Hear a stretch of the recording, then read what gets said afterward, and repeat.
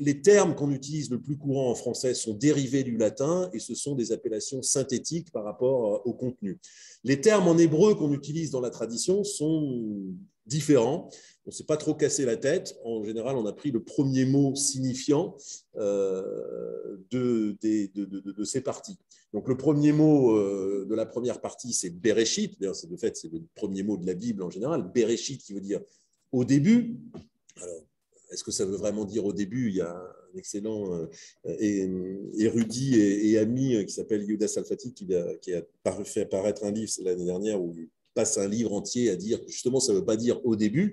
C'est une analyse tout à fait intéressante du texte. Dans le principe, c'est vrai que ça peut vouloir dire beaucoup de choses de fait. En tout cas, c'est le premier mot de la Bible, donc Bereshit. Le mot Shemot, on appelle l'Exode, c'est pratiquement l'un des premiers mots aussi de la deuxième partie, Ve'ele Shemot, et voici les noms. Shemot, ça veut dire les noms. Alors là, vraiment, là, je suis sur la base. Tout ça, c'est des choses que vous devez connaître, la manière dont on appelle les livres en hébreu, la terminologie hébraïque, puisque elle est quand même assez différente quand même. Entre l'Exode et Shemot, on voit qu'on est dans deux logiques différentes. Le troisième livre, celui que les latins ont appelé le Lévitique, c'est Vaïkra. De fait, c'est le premier mot de cette troisième partie qui veut dire « il appela ». Il, c'est qui? C'est Dieu qui appelle Moïse.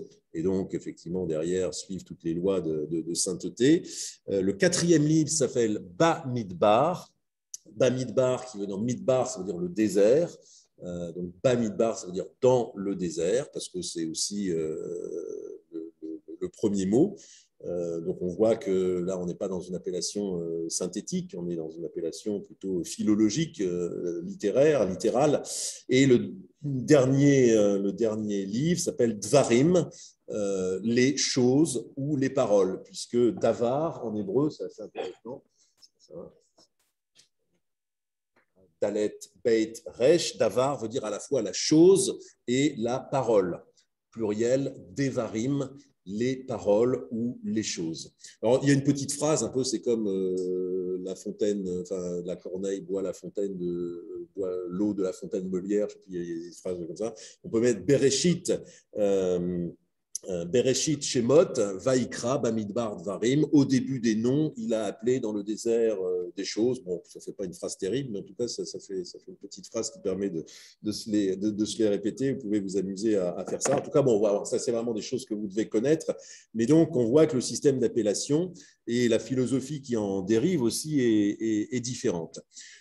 Voilà en gros pour la Torah. On reviendra plus précisément sur un petit peu le contenu des livres. Là, on est plutôt sur la structure et sur la manière dont on appelle les choses. La deuxième grande partie du Tanakh, donc de la Bible, c'est Nevi'im, qui est un pluriel, qui est le pluriel du mot Navi, Nun, Beit, Yud, Aleph, Navi, qui veut dire un prophète, et donc pluriel Im. Je suppose que Oren vous a expliqué, il y a deux grands pluriels. Le pluriel masculin, en général, quand les mots forment des pluriels en im, et les mots féminins forment des pluriels en ot. Donc, quand vous entendez un mot en im, c'est d'abord petit 1 un pluriel, petit 2 c'est un nom masculin au pluriel. Donc, un navi, c'est un prophète, et les nevi'im, ce sont les prophètes.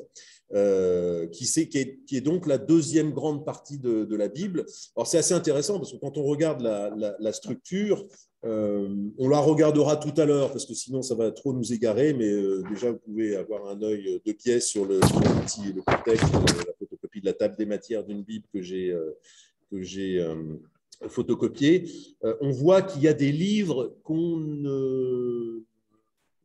n'associerait pas nécessairement avec les prophètes. Les prophètes, c'est d'abord des livres que la tradition chrétienne d'ailleurs appelle les livres historiques. Josué, parce que c'est vraiment la suite de l'histoire. D'ailleurs, en termes de structure, c'est intéressant. Le Pentateuque, la tradition a retenu le Pentateuque, les 5 livres, mais beaucoup d'exégètes ont longtemps pensé qu'en fait, il aurait fallu parler d'un hexateuque, des 6 livres, parce que Josué, c'est vraiment la suite de l'histoire de Moïse. Effectivement, il y avait un sens fort à conclure avec la mort de Moïse, mais on voit bien qu'en termes historiques, en termes d'histoire, c'est des choses qui se tirent les unes les autres. Josué, les juges, Samuel et les rois, c'est vraiment des textes, on va dire, narratifs. Et puis, avec Isaïe, Jérémie, Ézéchiel et ce qu'on appelle les 12 prophètes, là, on est vraiment dans des textes prophétiques. Donc, on voit que les prophètes sont eux-mêmes déjà un petit peu hétéroclites comme partie. Ce qui me permet de faire une discussion importante, et ça, c'est quelque chose qu'il faut savoir, c'est que la notion de prophète dans la tradition, il y aura un cours normalement entièrement consacré au prophétisme, qui existe déjà, qui a déjà été enregistré, d'ailleurs sur les liens que je vous ai fournis. Je ne sais pas si tout le monde les a, on pourra rediscuter de cela à la fin du cours, mais on distingue entre les prophètes scripturaires, c'est-à-dire ceux qui ont laissé des livres et qui apparaissent dans notre Bible, et les prophètes en général. Les prophètes en général, ce sont des hommes inspirés qui ont entendu et qui ont reçu la parole de Dieu et qui l'ont transmise. Mais ils n'ont pas laissé nécessairement de livres. Le premier des prophètes, celui qui récolte en quelque sorte le qualificatif de prophète, c'est Abraham. Abraham n'est pas connu comme un prophète, on le présente plutôt sous l'appellation d'un patriarche, et Dieu sait s'il est important, c'est lui pratiquement qui a tout créé, enfin, qui crée les fondements de l'identité hébraïque, reprise par Isaac, Jacob, Joseph, etc. Mais en réalité, c'est le premier des prophètes, parce que c'est un homme inspiré. Et puis le plus grand des prophètes, lui, n'a pas de livre non plus, c'est Moïse lui-même. Il y a toute une théorie sur pourquoi la prophétie de Moïse est qualitativement entièrement différente de la prophétie de tous les autres prophètes, notamment des prophètes scripturaires. C'est le plus grand des prophètes, tout simplement parce que c'est lui qui donne la loi. Donc, voilà, quand on dit prophète, ne pas nécessairement penser qu'il s'agit des prophètes cités ici, Isaïe, Jérémie, Ézéchiel, qui sont certes immenses aussi, et les 12 petits. Je reviendrai d'ailleurs sur cette appellation de 12 petits. La qualité de prophète, c'est quelque chose de qualitatif. C'est des hommes inspirés, et il y en a plein qui n'ont pas laissé nécessairement leur trace dans la structure de la Bible. Encore qu'on en parle beaucoup, Abraham, etc. Mais voilà, le mot prophète est plus large que les prophètes scripturaires. Et puis, deuxième petite distinction sur laquelle il faut revenir, on distingue en général les 3 grands prophètes. D'ailleurs, dans la structure, ici, ils sont un petit peu isolés des autres. Isaïe, Jérémie, Ézéchiel, des petits prophètes.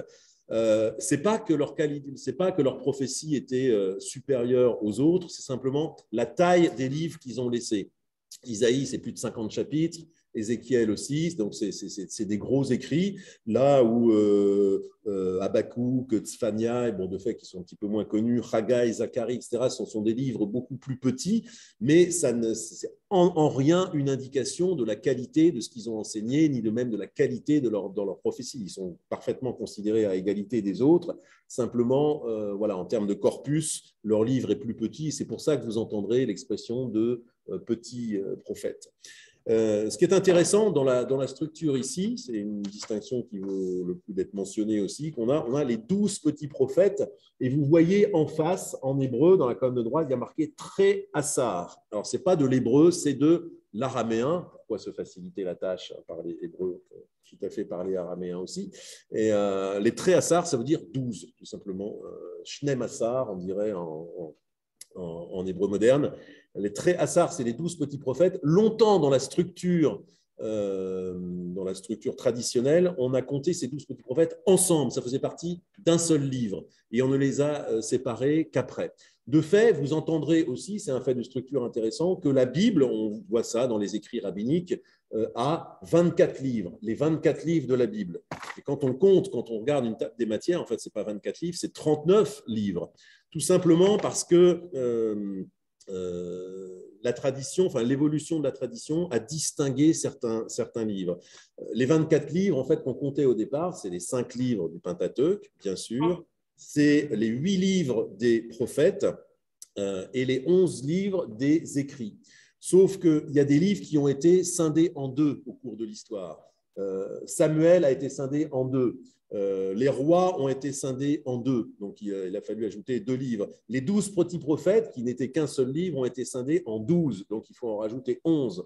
Et puis dans la dernière partie, il y a aussi Chroniques, le livre des Chroniques, qui très très longtemps a été considéré comme un seul livre, a été distingué en 2. Donc quand vous rajoutez toutes les divisions, etc., on passe de 24 à 39 livres. En réalité, la Bible, c'est bel et bien 39 livres, mais on continue de dire traditionnellement 24 livres, et on trouve même aussi chez certains, dans les écrits anciens, 22 livres, parce que c'est le nombre de lettres de l'alphabet. Il y a une symbolique très, très belle à dire que la Bible juive est composée de 22 livres. Mais en réalité, c'est bel et bien 39 livres dont il s'agit. Un mot encore donc pour présenter, là aussi on ne rentre pas tellement dans le contenu, mais simplement pour présenter les mots. Ketuvim, Ketuvim c'est aussi un pluriel, ça veut dire les écrits. Vous entendrez aussi le mot de hagiographe. En français, dans la culture religieuse, on dit les hagiographes. Là aussi, c'est du grec, enfin, c'est très simple. Hagios, ça veut dire saint, sacré. Graphe, graphein, écrire. Hagiographe, les écrits saints, tout simplement. En hébreu, on a une terminologie beaucoup plus vague. Les ketuvim, tout simplement, les écrits. Katuv, vous connaissez l'arabe aussi, mektoub, on voit que c'est la même, mektoub, c'est écrit, on voit que c'est la même racine. Katuv, un écrit. Ketuvim, les écrits. Donc voilà, ça c'est vraiment important. On est parti de Ta Biblia, qui est évidemment une notation grecque, qui recouvre une réalité littéraire différente de la Bible juive, qui s'appelle le Tanakh, acronyme fondé sur Torah, Nevi'im, Ketuvim, la Torah, Pentateuque, les prophètes et les écrits, qu'on appelle aussi les hagiographes ou les écrits saints. Et puis, juste, je pose les mots, mais on les détaillera plus dans le cours de la semaine prochaine. Mais ça fait partie aussi de l'environnement un peu sémantique de cette première présentation. Ce qu'on appelle l'écriture, souvent en français on dit les écritures, ou les écritures saintes, ou les écritures sacrées. C'est quelque chose que dans la terminologie chrétienne, souvent on dit. Il y a cette distinction en hébreu, il y a 3 mots en fait dont on apprendra vraiment à comprendre le contenu précis, peut-être pas cette fois-ci, plutôt la semaine prochaine, mais qu'il faut que vous entendiez au moins une première fois. Mikra, Mishnah et Midrash. Mikra, ça veut dire l'écrit lu, sous-entendu. Tout simplement parce que cette Torah, on le verra vraiment la semaine prochaine, c'est un texte de base qui est censé être la réception, la compréhension des prophètes qui l'ont mis graduellement par écrit. Mais de fait, cette Torah a été liturgisée. Elle se retrouve au centre de notre liturgie. Quand vous suivez un office, il y a énormément de... D'abord, on lit la Torah. Et puis, dans les prières même, dans tous les textes de la tradition, il y a énormément de passages de la Torah. Donc, cette Torah a été lue de manière liturgique. C'est l'un de ses usages enfin pas principaux, parce qu'il y a l'étude, mais il y a aussi la lecture liturgique. Et quand elle est lue, on dit mikra, c'est l'écriture lue en quelque sorte. Et puis il y a 2 autres mots qui sont Mishnah et Midrash, qui sont des manières de l'exposer, cette Bible. Les 2 grandes fonctions, c'est que, enfin les 3 grandes fonctions, c'est d'abord qu'elle reçoit la parole prophétique, donc elle est un témoin de l'inspiration prophétique. Première grande fonction. Deuxième grande fonction, on l'utilise pour la liturgie, on la lit. Ça, c'est le côté mikra. Et troisième grande utilisation, troisième grande fonction, on l'interprète et on l'étudie. Et là, il y a plusieurs manières de l'interpréter, de l'étudier, de l'utiliser. Soit on fait du midrash, c'est-à-dire qu'on interroge, on dit midrash, c'est un mot qui vient d'une racine, l'hydroche, qui veut dire interroger. Soit on interroge le verset pour faire dire au texte des choses qu'il ne dit pas nécessairement tout de suite, parce qu'il y a plein de trous dans la Bible. Je prends un exemple précis, et peut-être qu'on anticipe déjà sur la manière dont on a lu cette Bible pour la semaine prochaine. Quand Abraham se pointe dans l'histoire, on n'en a jamais entendu parler. D'un seul coup, on nous le présente comme le plus grand, d'entrée de jeu, un grand personnage, mais on ne sait pas d'où il vient. C'est typiquement des questions que les rabbins posent dans le Midrash. Mais pourquoi Abraham? Donc là, on va inventer des histoires qui ne se trouvent pas directement, qui sont aussi des dérivés d'histoires orales, etc.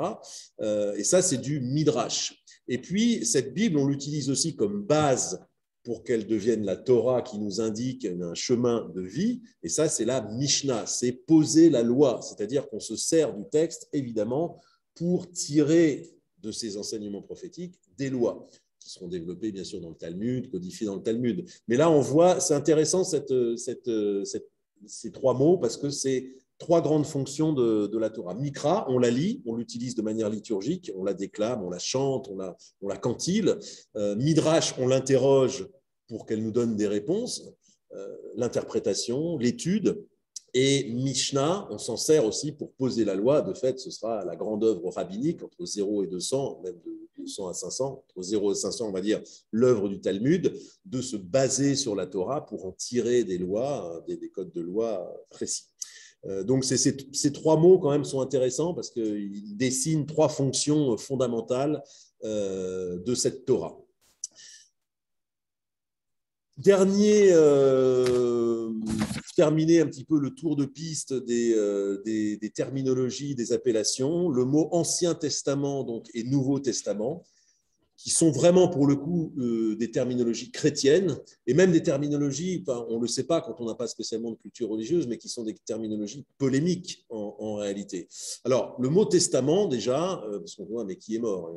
Il y a un testament, hein, c'est dérivé du latin testamentum, qui ne veut pas dire de fait testament, qui vient lui-même du grec diatétéké, qui veut dire c'est un témoignage. C'est un témoignage d'alliance, on va dire. Donc, diatétéké en grec.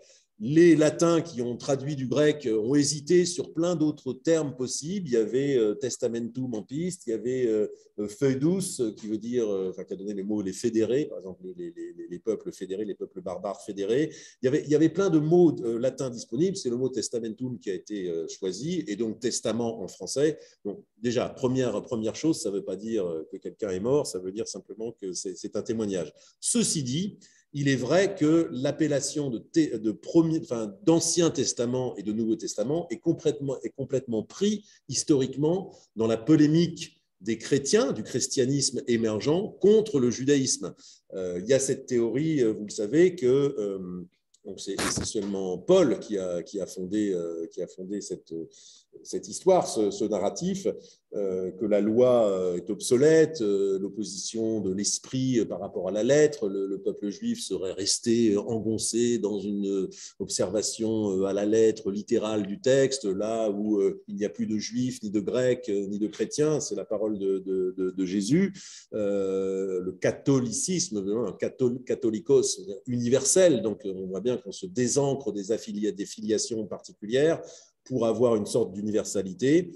Donc voilà, il y a tout un contexte d'enseignement qui fait que ce testament n'est plus valable. C'est la parole de Jésus qui remplace ce testament. Donc l'Ancien Testament, qui a certes le mérite d'exister, les Juifs ont été les premiers, d'accord, mais bon, il faut passer à autre chose maintenant. C'est le Second Testament, le Nouveau Testament, l'Évangile, qui veut dire la bonne nouvelle, qui vient évidemment réactiver et renouveler tout ça. Donc, cette appellation, évidemment, a fait fortune dans la culture européenne, puisqu'on est une culture latine, enfin en Occident en tout cas, largement latine et grecque. Mais évidemment, beaucoup de l'exégèse moderne, l'érudition moderne a fait entendre qu'effectivement, c'était continuer d'inscrire une vision polémique. Donc, alors, il y a beaucoup de gens maintenant qui disent Premier ou Second Testament plutôt que Ancien et Nouveau, pour éviter parce que, oui, j'ai oublié de dire aussi que le dernier mot qui explique tout ça, c'est que le peuple chrétien s'est conçu comme le Verus Israël, le véritable Israël, prenant la place d'Israël. Ça, c'est fondamental. Et cette terminologie de Ancien et Nouveau prend place dans ce narratif. Donc, instruit quand même que ce n'était pas tout à fait honnête, et après Vatican II notamment, après le fait pour les chrétiens de renouveler un petit peu leur approche du judaïsme, maintenant on dit plutôt au sein du christianisme Premier et Second Testament, ce qui est plus objectif. Voilà. Donc sachez que voilà, les termes charrient effectivement des histoires. On sera constamment d'ailleurs confronté à ça, parce qu'on parle français qui vient du latin, qui vient du grec, et c'est vrai que la culture juive n'a pas forcément, c'est pas forcément imposé comme la première référence. Et donc c'est intéressant toujours évidemment de dire les choses en hébreu. Voilà, je pense qu'il y aurait bien d'autres expressions à décortiquer, mais je pense qu'on a ici l'essentiel. Tabiblia, Tanar, la Bible juive, Torah, Nevim, Ketuvim. On a à peu près les équivalences en termes de corpus, le Pentateuque, etc. D'où viennent les mots, Ancien et Nouveau Testament, Mikra, Mishnah, Midrash. Voilà pour un premier volet. Est-ce qu'il y a des questions là-dessus, ou est-ce qu'on passe à la suite? On passe à la suite alors. On va voir l'histoire de la canonisation de la Bible. Parce que cette Bible, bon voilà, on connaît les vénérables éditions qu'on peut acheter dans le commerce, mais d'où ça vient? Alors déjà, le concept de canon biblique, puisqu'on va parler de canon biblique, c'est intéressant parce que là aussi, ce n'est pas une appellation hébraïque, ce n'est pas une appellation juive. Le mot canon vient d'un mot grec, canon, qui vient lui-même par contre d'un mot hébreu, cané, qui veut dire le roseau.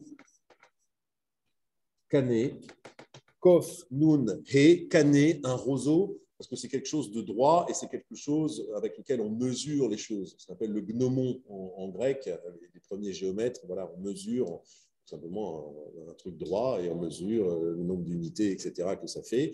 Et donc, c'est l'idée, bien sûr, de droiture, c'est l'idée de quelque chose d'orthonormé, quelque chose qui rentre dans la grecque, dans la règle. Mais encore une fois, c'est un mot qui a d'abord été utilisé dans le milieu chrétien et qui seulement très, très tardivement s'est imposé à la Bible. Donc, quand on parle de canon biblique, ce n'est pas nécessairement comme ça que les rabbins formulaient les choses. On ne va pas faire une histoire trop précise, mais ce mot de canon en grec existe donc pour désigner plein de choses liées à la mesure, à la géométrie, etc., à la mesure de l'espace. Et c'est au IIe siècle qui migre dans le milieu religieux chrétien pour désigner justement canon aletheia, le canon de la vérité, canon ecclésia, la règle de l'assemblée, à savoir l'idée qu'il y a une norme, qu'il y a des textes, qu'on est dedans ou qu'on est dehors, et qu'il y a une certaine façon de faire. Au IVe siècle, c'est complètement installé l'idée qu'il y a un canon biblique, mais encore une fois, on est dans la culture chrétienne, et c'est seulement beaucoup plus tard que les Juifs vont finalement parler aussi, eux aussi, de canonisation ou de canon, mais ce n'est pas encore une fois comme ça nécessairement que les rabbins formulaient les choses. Ils formulaient les choses, et là on en vient un petit peu plus graduellement à l'histoire même de la canonisation. Il y avait les livres qui faisaient partie qui étaient considérés comme inspirés, et ce qu'on appelait les Sfarim Chitzoniim, les livres extérieurs. Donc il y a bien l'idée de canon existe dans la tradition juive, mais elle n'est pas nommée telle qu'elle. Il y a les livres extérieurs à l'inspiration. Il y a une autre terminologie qui est assez intéressante, parce que là on voit que dans la tradition juive, toutes les choses sont liées, la lecture, l'étude, l'histoire, etc., sont partie intégrante. Quand un livre est considéré comme ça, on dit que metame yadaim, il rend impur les mains. Donc, parce qu'il y a une utilisation rituelle. On sait très bien que, par exemple, un Sefer Torah, on ne le touche pas. Vous êtes venu plein de fois à l'office, on le lit avec un yad, qui est une espèce de très très bel objet, etc., qui a la forme d'une main. Yad, ça veut dire la main. Donc, c'est une tige au bout de laquelle il y a une main. Et donc, on lit toujours de manière indirecte le texte parce que la Torah rend impur. Encore une fois, il ne s'agit pas de saleté, il ne s'agit pas de quelque chose de biologique ou de médical. C'est la notion de pureté ou d'impureté, c'est quelque chose de mental et de spirituel. Bon, c'est un autre sujet. Mais en tout cas, les livres qui sont considérés comme inspirés comme ça, metame yadaim, ils rendent impurs les mains. C'est la forme, la terminologie qu'utilisent les rabbins. Alors, on va en venir assez vite à l'histoire qui, encore une fois, se donne à voir dans la structure même. Pourquoi 3 parties? Pourquoi Torah, Nevi'im, Ketuvim? Tout simplement parce que ces 3, on va parler de cercles de canonisation différents, d'époques différentes. Et en plus, qui sont dans l'ordre. La Torah a été canonisée la première, Nevi'im en deuxième et Ketuvim en troisième. Et c'est très simple, en quelque sorte, à comprendre et à voir. La Torah... Alors, la Torah, bon, on voit en plus que c'est narrativement, parce que vous connaissez quand même un petit peu le contenu, c'est vraiment l'histoire du peuple hébreu, c'est la fondation du peuple hébreu, donc c'est des choses qui sont restées orales pendant très très longtemps avant d'être mises par écrit. Il y a ce très beau proverbe africain qui dit « un vieux qui meurt, c'est une bibliothèque qui brûle ».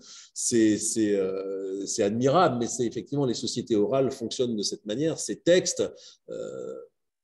même si effectivement beaucoup de choses ne sont pas directement historiques dans la Bible, mais ces choses ont existé d'une manière ou d'une autre. Les personnages sont des stratifications peut-être de personnages différents. Peut-être que le personnage d'Abraham n'a pas existé tel quel avec tout ce qu'il a fait, avec toute la biographie qui se déploie dans la Bible, sauf que le monde d'Abraham, lui, a existé. Il y a dû avoir des figures comme Abraham, et dans le récit, on les a cristallisés en un personnage qui s'appelle Abraham, mais c'est clair que tout ce qui charrie, notamment son exode, constituerait quelque part vers le moins 18e siècle. Ça correspond à des événements, à des mouvements de population qu'aujourd'hui on identifie, etc. Donc tout cela a existé, pas de manière journalistique comme la Bible le raconte, mais en tout cas le monde biblique a existé tel qu'il est décrit. Et donc, c'est propagé de manière orale pendant très, très longtemps.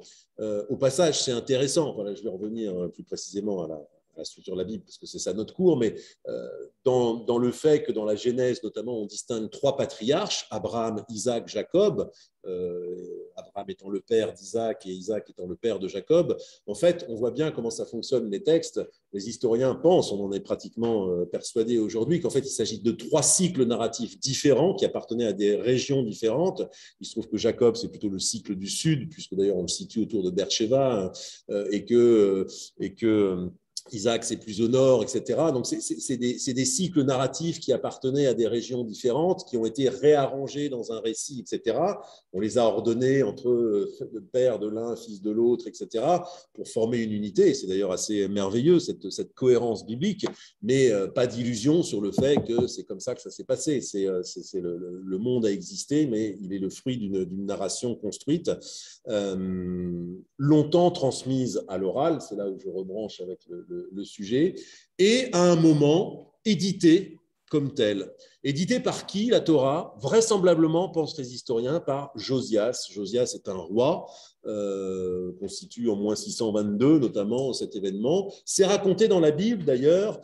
Il y a ces versets, alors attendez, là, enfin, vraiment pour ceux qui voudraient aller vérifier le verset où on en parle. Voilà, c'est dans le 2 Rois, le deuxième livre des Rois, chapitre 22, 3-13. On raconte une scène assez intéressante, etc. Quelqu'un fouille dans les caves du palais, etc., et tombe sur des vieux livres dont on ironie l'existence. Le grand prêtre lit ça, il dit « Ah ben, c'est incroyable, c'est l'histoire de Moïse, etc. » Il en donne lecture au roi, qui en est fort agréablement surpris et qui décide de le promulguer, etc. Et à travers ce narratif, on comprend que en fait, c'est la canonisation tout simplement de la Torah. Josias était connu d'ailleurs comme un réformateur religieux, c'est un roi très important de Juda, œuvre politique, guerre contre les ennemis, et un réformateur religieux de première importance, comme Ézéchias le sera par la suite. Et donc, les historiens disent, tiens, mais ce récit, ça colle, en gros, c'est le moment où la Torah est fixée et où on décide de la mettre par écrit. Et ça ne bouge plus. Enfin, ça ne bouge plus. Ça bouge à l'intérieur, mais en tout cas, ça veut dire qu'il n'y a plus de livres qui vont venir s'ajouter, il n'y a plus d'autres récits qui vont venir s'ajouter. Ça veut dire qu'il y a un travail de la tradition orale qui s'est amoncelé, etc., et qui à un moment est promulgué, on dirait édité aujourd'hui. En fait, c'est une édition de cette Torah. Donc, en gros, premier cercle, moins 600, 622 si on veut être précis, Torah, c'est canonisé, c'est constitué comme texte. Et puis après, il y a plein d'autres textes, parce qu'évidemment, l'histoire se poursuit. Et donc, il y a tous ces prophètes, il y a Josué, qui est très proche de l'histoire de Moïse. Josué aurait tout à fait été légitime à figurer dans un hexateuch de fait, etc. Mais bon, il se trouve que ces textes sont restés en dehors, etc. Et même chose, à un moment, ils ont dû être considérés comme non pas comme finis, mais la liste de ces textes comme finis. Et à quelle date? Eh bien, vraisemblablement, à la fin du IVe siècle, vers moins 300, les Nevi'im sont constitués. Il y a une manière très, très simple de s'en apercevoir, c'est qu'on parle beaucoup des Perses, on parle beaucoup de plein de choses, etc., mais on ne parle absolument pas des Grecs chez les prophètes. Alors, les prophètes sont des personnages très différents. Certains ont prophétisé dans le royaume d'Israël qui était au nord, d'autres à Juda. C'est des contextes politiques vraiment différents, puis des époques différentes entre les premiers prophètes qui prophétisent vers le moins 9, moins 10e siècle et les tout derniers prophètes comme Malachi, Haggai ou Habakkuk qui prophétisent, eux, vers le 5e siècle. Il y a quand même 400 ans d'histoire, donc des écosystèmes complètement différents. Mais en tout cas, de tous ces textes prophétiques, aucun, enfin tous parlent des Grecs, de différents peuples, etc., mais aucun, des Perses, mais aucun ne parle des Grecs. Et là, c'est très simple, moins 333, bataille d'Issos, Alexandre le Grand fait son entrée au Moyen-Orient avant de faire cette saga incroyable qui va l'emmener jusqu'à l'Indus. Et donc, ça veut dire que tous ces textes sont antérieurs à moins 330, tout simplement. Donc, c'est date probable de canonisation vers la fin du IVe siècle. Les Névi'im, ça y est, c'est dans la boîte. On ne bouge plus les textes. Et puis, il y a tous les textes qui continuent d'être écrits, inspirés, racontés, rapportés, raboutés, etc., recousus, qui continuent, et qu'on va appeler les Ketuvim. Au passage, c'est intéressant comme appellation. La Torah, c'est tout à fait précis, c'est un guide, et elle mérite cette appellation parce que c'est Torah Moshe. Moïse est le seul prophète qui a posé la loi, qui se soit pointé devant les Hébreux en disant « maintenant, c'est ça la loi ». Aucun autre prophète n'a fait ça. Ça, c'est la vraie différence qualitative entre Moïse, la prophétie de Moïse et toute la prophétie des prophètes scripturaires, c'est que tous les prophètes scripturaires ont un enseignement, ils ont une poésie particulière. Quand on est sensible à l'hébreu, mais même en français, on voit bien que ce sont des personnages différents qui ont des styles différents, des auteurs différents. Mais d'un point de vue halachique, juridique de la loi, ils ne font que rappeler la loi. Aucun d'entre eux n'ajoute une loi à la loi de Moïse. La loi de Moïse est considérée comme sacro-sainte. Ça ne veut pas dire qu'elle ne va pas être interprétée justement par le Talmud, etc. Mais en termes de ce qu'est la loi, aucun prophète n'a apporté une loi nouvelle à celle de Moïse. Elle est là, la différence qualitative entre Moïse. Moïse, c'est le prophète de la loi, et les autres sont des prophètes inspirés qui délivrent des enseignements, mais pas la loi elle-même. Et quand ils en parlent, ils ne font que la rappeler. J'en étais où? J'en étais... Ketuvim. Oui, c'est intéressant l'appellation de Ketuvim, parce que donc Torah, c'est précis, c'est la loi, pas photo. Les Nevi'im, c'est précis aussi, parce que ça désigne un type d'enseignement qui a disparu d'ailleurs. Enfin, il y a un moment où la prophétie a disparu d'Israël, a disparu de la scène historique. Les derniers prophètes, Haggai, Habakkuk, Zacharie, moins 450 ou moins 400, c'est les derniers prophètes. Après, il n'y a plus de prophètes, par définition. C'est intéressant d'ailleurs, parce que c'est les rabbins qui ont déterminé ça. Ça ne veut pas dire que vraisemblablement, il n'y a pas eu de gens qui ont continué à être inspirés, mais en tout cas, dans la tradition rabbinique, ils ont dit non, stop, c'est plus des prophètes, on les appelle autre chose. Maintenant, d'ailleurs, c'est plus la prophétie qui est intéressante, c'est la sagesse, c'est la discussion rabbinique. On verra ça, la révolution apportée par les rabbins, qui est une révolution idéologique aussi. Mais donc, voilà, c'est tout à fait précis. Les Ketuvim, c'est une appellation très large. En fait, c'est un gros fourre-tout, les Ketuvim. Ça veut dire les écrits, il y a plein de sortes d'écrits. De fait, dans les écrits, il y a les psaumes de David, attribués à David. Il y a ce qu'on appelle les Hamesh Megillot, les 5 livres, les 5 rouleaux, Ruth, Esther, ceux qu'on lit aux fêtes, aux 5 fêtes, Shavuot, Pessah, Sukkot, Tisha B'Av, voilà. Il y a les chroniques, qui sont des livres historiques. Il y a Daniel, en fait, qui aurait mérité de faire partie des prophètes, parce que Daniel, c'est un vrai prophète, c'est même un prophète de la fin des temps, etc. Mais comme il est arrivé trop tard, il est resté, et que les Névi'im étaient clos, on l'a mis dans les écrits. Donc voilà, c'est un gros fourre-tout, les écrits, et donc l'appellation même du mot en témoigne. Donc, cette troisième partie, elle est restée ouverte en fait assez longtemps. Et là, il y a une grosse controverse chez les historiens. Quand est-ce qu'a eu lieu la canonisation de cette dernière partie? Alors, au maximum, au 1er siècle de notre ère. Plus précisément entre 90 et 105, selon certains historiens, à un synode, une espèce de congrès, de colloque qu'on a appelé le synode de Yavne en hébreu. Yavne, c'est, vous le savez, c'est une banlieue de Tel Aviv aujourd'hui. Jamnia, souvent on trouve dans les livres d'histoire, mais Jamnia et Yavne, c'est le même mot. Parce que les rabbins se sont réunis, et là, on clôt un certain nombre de choses. On sait que voilà, c'est le terme le plus tardif possible pour cette canonisation, où on a décidé notamment de l'inclusion de 2 livres qui, pendant des siècles et des siècles, sont restés dans un statut différent. Qohélet, la sagesse, le livre de l'Ecclésiaste de Salomon, et le Shir HaShirim. Pourquoi? Parce que quand on connaît le contenu de Qohélet, c'est un contenu très, très sombre, qui n'est pas complètement dans la consonance des enseignements hébraïques. Certains disent certains analystes disent que ça porte la marque du stoïcisme, qui est assez éloigné des sources juives, une espèce de distanciation, de cynisme même. Enfin, les paroles de Qoheleth sont assez dures, elles sont signées, elles ne sont pas trop dans l'histoire de la tradition juive, même s'il y a 5 versets à la fin, on dit mais tout est la sagesse de Dieu. On pense que c'est vraiment des versets qui ont été complètement ajoutés, parce que de fait, ils ne sont pas du tout du même tonneau que tout ce qui précède. Et donc, ce livre sentait un petit peu le soufre. En tout cas, on a décidé de son inclusion définitive à ce synode, ça on le sait. Et puis il y avait un autre livre au statut très controversé, c'est le Shir HaShirim, le Cantique des Cantiques, parce que c'est torride, c'est une histoire d'amour charnel, on ne voit pas trop ce que ça a à voir avec des enseignements.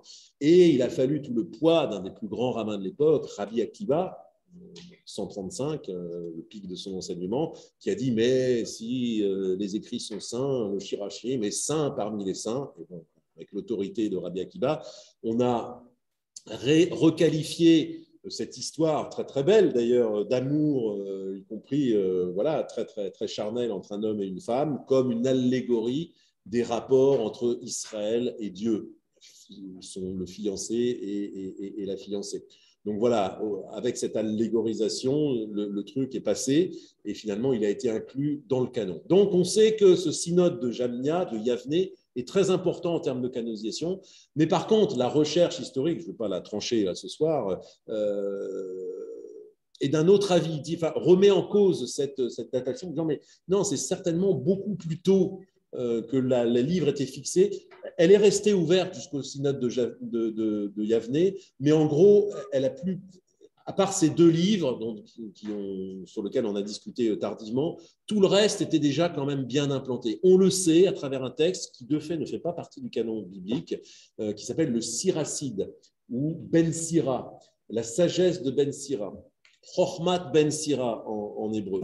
Le Siracide, qui est considéré comme un texte vraiment authentique, dont l'original a été écrit en hébreu, mais qui n'est pas rentré dans le canon parce qu'il a été connu trop tardivement, mais qui lui cite déjà intégralement la Torah dans l'ordre, les Nevi'im dans l'ordre aussi. Donc, alors lui, il écrit, enfin, j'ai oublié de ça, c'est fondamental ce que je suis en train de dire. Lui, il écrit vers le milieu du IIe siècle, moins 150. Donc, en moins 150, le Siracide témoigne que la Torah, ça ne bouge pas, les Nevi'im, ça ne bouge pas, et il cite pratiquement les 11 livres qui ultérieurement feront partie des écrits, il les cite pratiquement dans l'ordre. Et donc, on se dit que vers moins 150, en fait, tout ça, c'est déjà pas mal canonisé. Il n'y a pas de déclaration officielle que c'est fermé, mais c'est déjà bien avancé cette histoire. Et donc là, voilà, beaucoup d'historiens disent oui, non, mais c'est là, non, c'est seulement à Yavne, etc. Mais voilà, c'est pour vous situer, entre moins 150 et plus 100, c'est là que se règle le sort de tous ces livres, Ketuvim, avec avis final sur Shir HaShirim et Qoheleth. Donc voilà, c'est intéressant parce qu'on voit que le Tanar, tel qu'il se livre aujourd'hui, c'est le résultat de l'histoire. Enfin, la structure est toujours la résultante de l'histoire, comme beaucoup de choses d'ailleurs dans la tradition juive. L'histoire est à livre ouvert en quelque sorte. Bon, alors, je vois qu'il est déjà 20 heures. Si on veut aussi en plus réserver du temps pour les questions, il faut que j'avance un petit peu. Oui, juste une chose quand même. Ce Sefer Torah, donc voilà, cette Bible qui est le texte fondamental, le deuxième grand texte fondamental de la tradition juive, ce sera le Talmud. J'expliquerai ce sera dans 2 semaines que le Talmud, il y a ces 2 couches aussi fondamentales, ce qu'on appelle la Mishnah et la Gemara. Et de fait, la Mishnah, qui a été rédigée entre 0 et 200, est le premier texte post-biblique. Donc voilà, il y a 400 ans qui séparent la Mishnah par rapport à la première couche de la Torah. Moins par rapport au Ketuvim, puisqu'on a vu que c'est les mêmes sages qui discutent de la canonisation de la dernière partie et qui écrivent la Mishnah. Mais voilà, il y a une évolution quand même, il y a une évolution visible. dans ces trois couches différentes, et une évolution aussi du statut du texte. Ça, on reviendra plus précisément sur la culture talmudique, mais c'est intéressant quand on prend le mot Sefer, puisqu'on a dit que dans la tradition juive, en fait, on parle de Sfarim, les livres, on ne dit pas ta Biblia, etc., ou on dit Sifrei HaKodesh, les livres saints, la notion de Sefer. La notion de Sefer, alors il y a un livre absolument extraordinaire là-dessus, qui fait partie de la bibliographie, alors soit que je vous ai donné ou que je ne vous ai pas donné, mais que je vous donnerai, c'est promis, ou je vous enverrai. Et j'en profite aussi pour m'adresser à ceux qui sont en ligne, je vous l'adresserai. Il y a un livre exceptionnel d'un grand érudit actuel qui est américano-israélien, qui s'appelle Moshe Albertal. Il a écrit un livre aux éditions InPress qui s'appelle Le peuple du livre, Torah, canon, autorité, où il étudie justement l'évolution du statut du texte. Le texte a évolué dans ses limites extérieures, là c'est juste ce qu'on vient de raconter, qui fait partie, qui ne fait pas partie, qui est exclu, qui est inclus, et puis à un moment, on ferme les portes, on dit voilà, c'est ça. Mais le statut même du texte, qualitativement, a évolué. C'est ça, c'est encore plus intéressant. Le mot Sefer, dans la Bible, désigne quelque chose de très objectif, de très neutre, et pas spécialement de littéraire. Sefer Kritout, par exemple, un livre de séparation, c'est le libelle de divorce qu'on donne, que le mari donne à son épouse pour divorcer. Alors, je ne vais pas me lancer dans une étude trop précise, mais Sefer, au départ, ça n'a pas un sens ni d'enseignement, ni même spirituel. C'est quelque chose qui inscrit, qui témoigne. Et je dirais que ce Sefer Torah, dans un premier temps, enfin, ces canonisations, elles ont plus le statut d'enregistrement d'une parole qui a été importante, mais pas vraiment un thème d'étude. C'est un peu comme un code de loi, en quelque sorte, qu'on rangerait dans sa bibliothèque. Et un juriste, de temps en temps, le ressort de son étagère pour vérifier un article en particulier, mais il ne l'étudie pas ni le lit de manière continue. Il y aura une deuxième grande évolution, et ça c'est déjà valable dans le Deutéronome, dans le dernier livre de la Torah, que le mot Sefer est lié à un enseignement. On voit d'ailleurs que le livre du Deutéronome a été écrit par un milieu culturel complètement différent de tous les livres qui précèdent. Là, on est déjà chez Josias, etc., avec une intériorisation de la loi, quelque chose déjà d'un petit peu plus spirituel. Et ce Sefer, le statut de ce Sefer, il n'est plus seulement un enregistrement voilà, d'événements saints, sacrés, qu'on vénère, etc., de l'histoire hébraïque. Ils ont déjà une valeur d'enseignement. Tu étudieras ces Sifrei Kodesh. Il y a déjà, on lit le mot Sefer à l'enseignement. Et puis, le troisième stade, et ça, ce sera la révolution rabbinique, on en parlera vraiment plus précisément parce que c'est fondamental, ce que crée, et ça, c'est quelque chose de très important à comprendre parce que ça va un petit peu à l'encontre d'une intuition moderne. Le canon, quelque part, c'est quelque chose qui, pour la pensée moderne ou post-moderne, quelque chose de restrictif. Pourquoi ça s'arrêterait là ? Enfin, c'est quelque chose qui clôt. Mais on sait dans la tradition juive que c'est au contraire le génie de la canonisation, c'est que ça crée la profondeur du texte. À partir du moment où un texte est clos dans ses limites extérieures, il devient profond. C'est-à-dire que ce texte, il faut du coup l'interpréter. Le début de l'interprétation ne naît qu'avec la canonisation. Si la canonisation était indéfiniment ouverte, les premiers textes seraient importants, on saurait qu'ils ont été les premiers, etc. Mais de fait, ce seraient les derniers textes qui rentrent sans cesse au dernier moment auxquels on s'intéresserait, une espèce de littérature indéfinie. Le génie du canon, c'est qu'en créant quelque chose de fixe, ces livres-là, du coup, c'est avec ça qu'on se retrouve. Et comme ils sont considérés comme inspirés parole de Dieu, il y a un devoir, quelque part, d'interpréter chaque lettre, chaque mot, chaque chapitre de ce texte pour en faire la parole de Dieu. C'est ce qu'on appelle aussi le principe de charité en littérature, c'est-à-dire qu'on prête, on doit prêter, c'est pas qu'on prête parce qu'on a envie, on doit prêter du sens à même ce qui n'en a pas absolument. C'est le fondement de l'exégèse juive, c'est le fondement de ce que je vous appelais tout à l'heure le midrash, l'hydrosh exigé.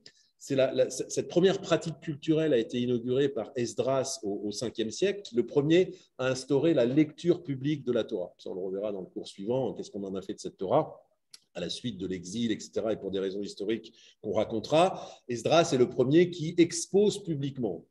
Révolution, démocratisation du savoir, totalement inouïe au Moyen-Orient à l'époque, etc. Mais voilà, 3 fois par semaine, on lit le texte de la Torah et on l'interprète en araméen. Et la manière dont la Bible raconte cette exposition de la loi, c'est qu'il l'idroche, il interprète la Torah, mais en fait, ça ne veut pas dire qu'il exige de la Torah qu'elle dise des choses qu'elle ne dise pas.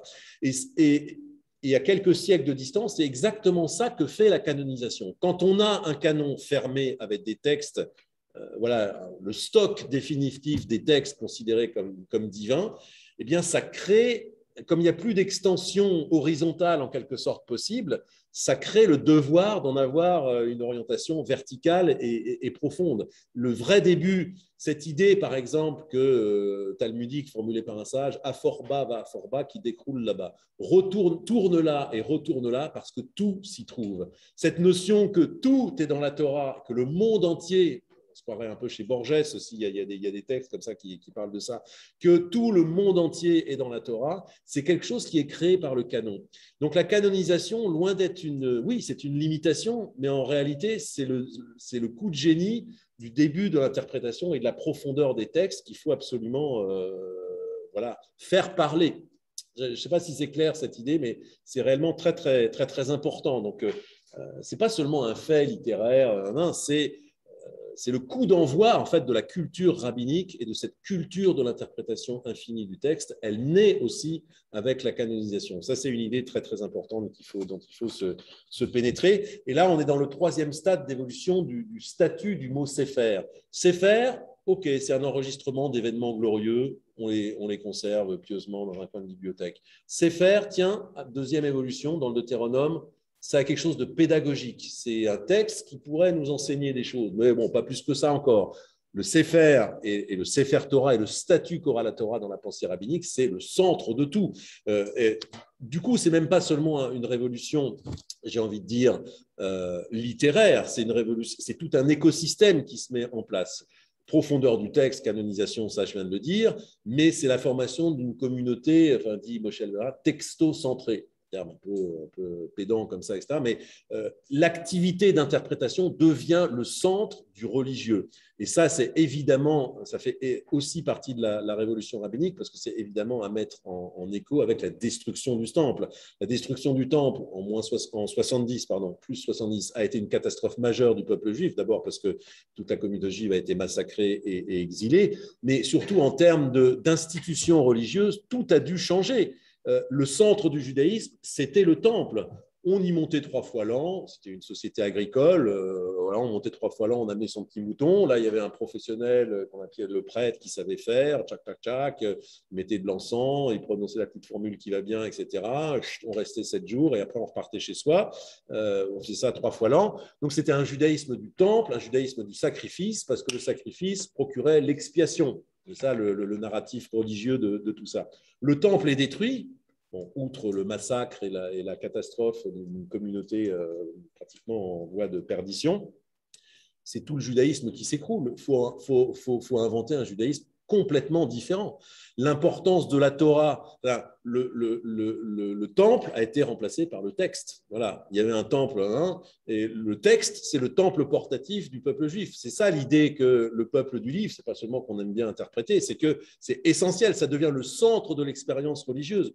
Tout est translaté, tout est transféré sur le texte. Tout ce qui se passait avant à Jérusalem et autour du temple devient transféré dans le texte. Les personnages, les héros changent. Là où on avait dans la Bible des modèles charismatiques, des juges, des rois, des prophètes, etc., tout ça n'est plus valable. Le centre, le héros religieux, ça devient l'interprétant, le rabbin. Alors, il y a un aspect politique aussi. Les rabbins se sont instaurés en élite du peuple juif, en élite dominante du peuple juif. Donc, ils ont installé aussi un ethos particulier, une galerie de personnages particuliers. Mais l'interprétation, et donc l'interprète autorisé, à savoir le rabbin, c'est ce qu'ont essayé d'instaurer les sages, et ils y ont réussi, devient le personnage central. Donc, une communauté texto-centrée, le texte qui devient le centre même de l'étude religieuse en remplacement du temple. Bon, à vrai dire, il y a une autre filière, c'est la prière aussi, qui va être rédigée à ce moment-là, qui n'existait pas et qui devient aussi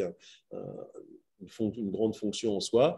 Et puis l'apparition de l'érudit comme figure d'autorité, là où c'était des modèles tout à fait différents qui préexistaient avant, des modèles plus guerriers, politiques, etc.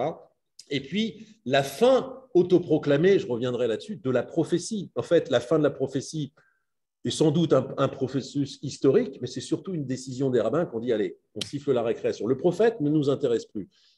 Les paroles, les prophéties, on les a, elles sont écrites. Maintenant, c'est la discussion talmudique, c'est la discussion contradictoire, c'est la décision à la majorité qui va se faire, etc. Toute cette culture talmudique de la loi orale, vraiment, on prendra un cours entier parce que c'est tellement important. Donc, on voit que cette Torah, là, elle devient le centre de tout, elle devient le centre de tout l'écosystème qui se met en place après la destruction du temple et autour du texte. Voilà un petit peu donc pour cette canonisation, mais je réinsiste, la canonisation, bon, c'est intéressant de le connaître sur un plan historique, mais sur un plan philosophique de pensée, il faut bien concevoir que c'est justement le fait qu'on ait un texte fermé qui permet la profondeur et qui permet l'approfondissement infini de ce texte. On va passer. Il y a des questions là-dessus? Il y a des choses qui ne sont pas claires ou... Oui.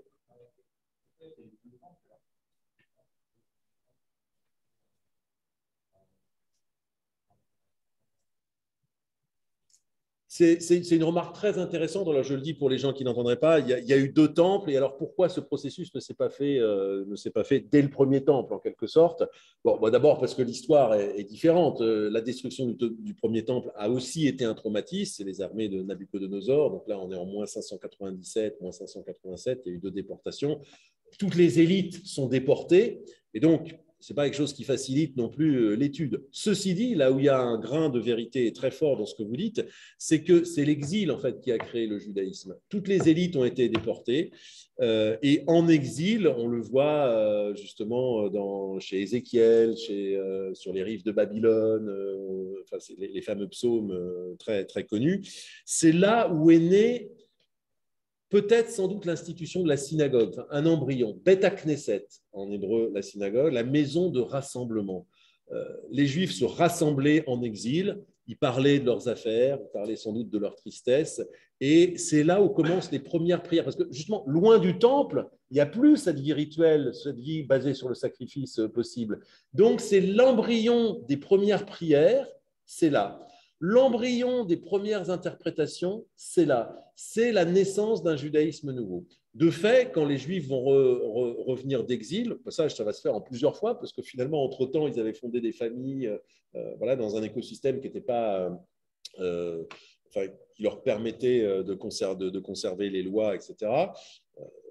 Mais au retour, donc, sur la réinstallation et lors de la reconsécration du deuxième temple, 414, il faudra plusieurs décennies pour que le temple soit reconstruit.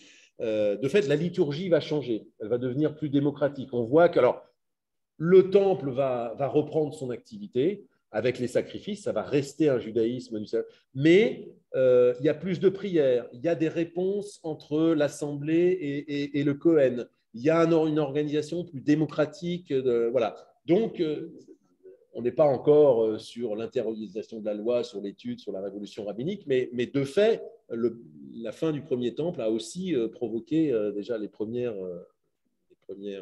mouvements vers un judaïsme différent. Alors, on avance. Qu'est-ce qu'on va raconter maintenant? Donc, on a vu, voilà. Alors, oui, ouais. Un mot rapide sur l'hypothèse documentaire. Bon, ce n'est pas mon sujet favori, mais c'est intéressant, bien sûr. C'est l'idée. L'hypothèse documentaire, ce qu'on entend très précisément par là, c'est la théorie d'un savant allemand du 19e siècle qui s'appelle Wellhausen, protestant. Les protestants, vous le savez, ont beaucoup lu, dans l'idéologie protestante, il y a ce qu'on appelle sola scriptura, c'est-à-dire seule l'écriture. Il y a d'autres principes, mais par rapport à l'écriture, sola scriptura, le croyant doit pouvoir avoir un texte direct à l'écriture sans passer par la médiation du prêtre, de l'Église, etc. Donc il y a une révolution de la lecture. Et de fait, les protestants, historiquement, ont été des grands lecteurs du texte biblique, y compris en hébreu. Enfin, je veux dire, c'est vrai qu'il y a une culture du texte beaucoup plus forte dans le protestantisme que dans le catholicisme. Et donc, ils se sont très, très tôt intéressés au texte lui-même et donc aussi à ses contradictions, que n'avaient pas d'ailleurs manqué de remarquer certains exégètes de la tradition juive. Avant, bien sûr, Spinoza, vous connaissez Spinoza qui a une approche extrêmement critique du texte, historico-critique, c'est l'un des premiers, en tout cas au sein de la tradition. Je ne sais pas si c'est pour ça qu'il a été expulsé de sa synagogue, mais en tout cas, il avait cet esprit, qui était tout simplement l'esprit de la modernité aussi à son époque. Mais avant lui, il y a Ibn Ezra, qui est un grand sage, un grand exégète du Moyen-Âge, qui avait déjà fait ses remarques en disant, mais quand même, c'est quand même pas possible que Moïse ait écrit sa mort. Donc d'accord, toute la Torah, c'est la Torah de Moshe, sauf les 5 derniers versets. Mais après, on s'aperçoit que ça ne tient pas non plus, parce qu'il y a d'autres versets qui parlent d'un certain point de vue qui ne peuvent pas être le point de vue de Moïse. Et puis après, il y a des choses, bon, alors ça c'est plus dans la critique moderne, mais quand on dit qu'à un moment, quand les frères de Jacob voient passer une caravane d'Ishmaélites au loin, etc., et qu'il y avait des dromadaires ou des chameaux, etc., un historien fera remarquer que le dromadaire n'a été domestiqué que bien après le moment où c'est censé se passer, qu'il n'y avait pas encore d'Ishmaélites à ce moment-là, etc. Donc voilà, une fois que la critique s'en mêle et l'histoire, il y a plein de choses à dire. Et donc, c'est quelque chose qui est né au sein de la tradition juive déjà, mais effectivement, vers le 15e, 16e, il y a un sage qui s'appelle Astruc, Jean Astruc, 17e siècle, en France, qui a beaucoup mis en marche en fait cette vague d'interprétation. Et puis donc Julius Wellhausen, 19e siècle, qui pose ce qu'on appelle l'hypothèse documentaire, donc là c'est vraiment le côté plus scientifique, qui pose qu'en fait la Bible est le réarrangement de 4 sources, ce qu'il appelle la source yaviste, la source éloïste, la source sacerdotale et la source deutéronomique, avec les fameuses initiales que vous connaissez peut-être, parce que c'est quand même quelque chose qui est assez connu, mais Yahvé c'est J, parce qu'en allemand c'est Yahvé, la source E c'est la source éloïste, à savoir tous les textes qui parlent de Elohim plutôt que de Adonai. La tradition reconnaît qu'il y a plus de 70 noms de Dieu, mais c'est vrai que les 2 principaux, c'est Elohim et Adonai, qui d'ailleurs ont effectivement une sémantique différente. Elohim, c'est plutôt le dieu de la nature, le dieu des forces organisées, là où Adonai, c'est le dieu plus personnel, invoqué de manière personnelle par les patriarches. Enfin bon, il y a toute une sémantique un peu différente, mais un Wellhausen ne regarde absolument pas ça, c'est pas ça qui l'intéresse. Il dit Elohim, très bien, ça vient du milieu d'Israël, du royaume d'Israël, royaume du Nord, 9e siècle. Adonai, c'est autre chose, c'est une autre source, etc. La source P, qui est la source priestly, on dit en anglais, c'est la source sacerdotale. De fait, alors là, tout le monde sera à peu près d'accord, c'est vrai que ce livre du Lévitique est tellement particulier qu'on sait très bien qu'il est issu d'un milieu particulier, le milieu des prêtres liés au temple, etc., qui était parfois d'ailleurs en opposition, souvent même avec le milieu plutôt de la royauté, celle de David ou celle de Josias à moins, et la source D du Deutéronome, dont on sait qu'elle émane d'un milieu culturel précis, précisément plutôt de Josias, voilà, avec des visées politiques particulières. Bon, toute cette source a évidemment été contestée et puis raffinée. Les querelles d'experts font rage, etc. Mais disons que l'approche historico-critique est évidemment complètement différente de la tradition juive parce elle reste à l'extérieur du texte. Elle essaye simplement de dire, bah oui, là, tel verset, ça vient de là, c'est tel milieu, etc. Mais elle ne prend pas parti sur l'interprétation des choses. Donc, je la mentionne parce que c'est intéressant, mais c'est pas de ça que je vais parler. Je vais juste terminer, avant d'en venir encore à autre chose, sur des éléments de vocabulaire, parce qu'on est très dans le vocabulaire ce soir. 3 textes un peu compliqués que tout le monde confond, personne ne sait ce que c'est. Le mot intertestamentaire, le mot pseudépigraphe et le mot apocryphe. Réjouissons-nous de ces... ce qu'on appelle la période intertestamentaire ou les écrits intertestamentaires. Bon, on devine un peu intertestamentaire, donc entre Premier et Deuxième Testament. Ça désigne en fait tout simplement, et c'est intéressant parce que ça ne fait que corroborer ce qu'on a dit tout à l'heure, à savoir que vraisemblablement, même si c'est seulement au synode de Yavne que c'est complètement clos, enfin, le Tanakh entier, mais plus précisément la troisième partie, déjà le moins deuxième siècle, c'était un peu figé. Il y avait juste un ou deux textes qui restaient. Eh bien, la littérature intertestamentaire, c'est tous les textes qui vont venir s'ajouter, les visions, les oracles, les prières, les types inspirés qui grattent, voilà, etc. Tous les textes qui ont été écrits après le moins deuxième siècle, alors même que justement les textes y sont rentrés, c'est un peu figé. Et donc là, on a un tas de textes, alors soit écrits en hébreu, soit écrits en grec, dans des milieux d'ailleurs différents. En hébreu, ça peut être dans des sectes particulières, la secte des Esséniens, qui avait une idéologie particulière, mais ça peut être aussi des milieux géographiques différents. Les Juifs alexandrins, qui ont une culture très très forte, parce que Alexandrie était une plateforme du monde antique, en prise avec énormément d'influences philosophiques, néoplatoniciennes, etc., un filon d'Alexandrie, qui est un juif tout à fait authentique, avait une culture juive totalement différente de la culture palestinienne. C'était deux mondes complètement différents. Donc, il y a tout un tas d'écrits, donc soit écrits au sein de la mouvance essénienne, soit au sein du judaïsme alexandrin, en grec, en hébreu, etc., qui sont produits entre -2 et +2, on va dire, pendant 400 ans, qui finalement ne sont pas rentrés dans les canons, ils sont restés à l'extérieur. En tout cas, ils ne sont pas rentrés dans le canon juif. Par contre, pour certains d'entre eux, ils sont rentrés dans le canon, dans le premier canon chrétien, qui est la traduction de la Septante. On va dire quelque chose de la Septante. La Septante, c'est la première traduction de la Bible. Donc, elle sort du milieu juif et elle est traduite en grec. D'ailleurs, à l'initiative des Juifs alexandrins, qui sans doute un peu éloignés, enfin ne parlaient plus hébreu, certains ils parlaient grec au quotidien, et qui ont eu besoin de traduire la Bible en grec. Et du coup, ils ont fait rentrer dans le canon de ce qu'on appelait la Septante, 70, parce qu'il y a une espèce de légende qui dit que c'est 70 traducteurs qui auraient, je vous raconterai l'histoire tout à l'heure, si on a le temps, 70 traducteurs qui auraient travaillé de manière séparée, qui de manière quasiment miraculeuse auraient abouti à une seule et même traduction.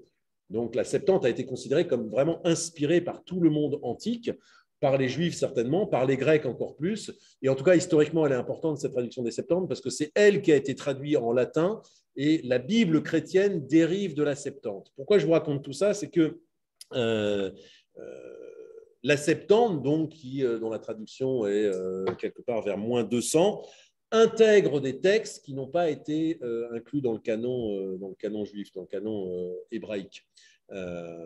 Et donc, la période intertestamentaire, c'est voilà, entre -200 et 200. Tous ces textes qui ont été produits, etc., qui n'ont pas été retenus dans la Bible juive, mais dont beaucoup sont rentrés, pas tous d'ailleurs, mais dont beaucoup sont rentrés dans la Septante, et donc on finit par être acceptés dans les Bibles chrétiennes latines, qui sont des traductions de la Septante. C'est clair ou c'est un peu compliqué? On reviendra dessus. Bon. En tout cas, intertestamentaire, c'est toute cette littérature, on va dire, non canonique juive, produite. Alors, il y a des textes, il y a des textes connus, hein, il y a la sagesse de Salomon, le texte, donc, le Siracide, la sagesse de Ben Sira, qui a vraiment un très très beau texte. Ça fait partie de la lecture intertestamentaire. Il y a une très belle édition de la Pléiade, d'ailleurs, en 2 tomes sur toute la littérature intertestamentaire. Il y a Tobit, Judith, qui est très connue par la peinture européenne, Judith et les vieillards, etc. C'est un personnage juif de la tradition juive, etc. Bon, ce n'est pas un texte qui est rentré dans la Bible, mais il a été produit à ce moment-là, etc. Donc voilà, intertestamentaire, c'est ça. Pseudo-épigraphique, petit mot sympathique, là aussi pseudo-épigraphique, ça veut dire dont on attribue l'origine à un auteur, mais on sait que ce n'est pas lui. Par exemple, la sagesse de Salomon, c'est un des textes testamentaires, on sait que ça n'a pas été écrit par Salomon, mais ça fait partie de la littérature antique, c'est un procédé de la littérature antique que d'accorder un texte, enfin de le considérer comme dérivé, d'ailleurs pas forcément de manière physique, mais en tout cas inspiré par. Il y a beaucoup de choses, même dans la tradition juive, qui sont comme ça. Le Zohar, grand texte mystique, du XIIe, XIIIe siècle seulement, a été attribué à certains sages du Talmud, etc. Donc, ça faisait partie de la conception culturelle générale de pouvoir attribuer des textes, même quand on sait que ce n'est pas eux qui les ont écrits. Donc, la littérature pseudépigraphique, c'est la clavicule de Salomon, la sagesse de Salomon, le livre d'Abraham, etc. Tout un tas de textes qui font partie d'ailleurs historiquement de la littérature intertestamentaire, mais qui en plus sont attribués à un personnage précis, tout en sachant très bien que ce n'est pas eux qui l'ont écrit. Voilà. Et apocryphe, alors là c'est un terme intéressant, parce que c'est quelque chose qui a trait à l'histoire justement et au devenir de la Bible. Apocryphe, ça veut dire, si on regarde dans le littré, dans le dictionnaire, ça veut dire apokryphos en grec, qui veut dire qui est caché. Un livre caché, ou en tout cas destiné à être caché. Ça, c'est le sens littéral. Il se trouve que dans la littérature religieuse en général, ça a pris un sens négatif qui veut dire qui n'est pas authentique, qui n'est pas. D'ailleurs, on voit l'évolution de son caché. Pourquoi ? Parce qu'il ne faut pas le montrer, parce qu'il n'est pas authentique. Ça, c'est la signification actuelle. Par contre, l'histoire de ce mot est intéressante parce qu'elle a trait à l'histoire culturelle.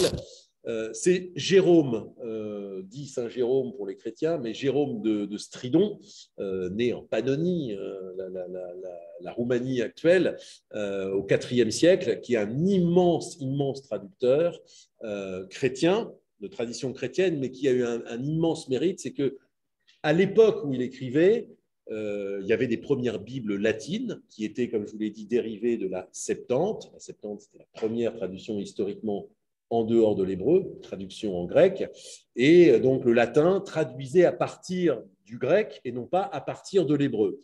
Jérôme est le premier auteur chrétien qui a dit non, veritas hebraicas, il faut partir de la vérité hébraïque, et donc c'est le premier qui a traduit en latin à partir de l'hébreu.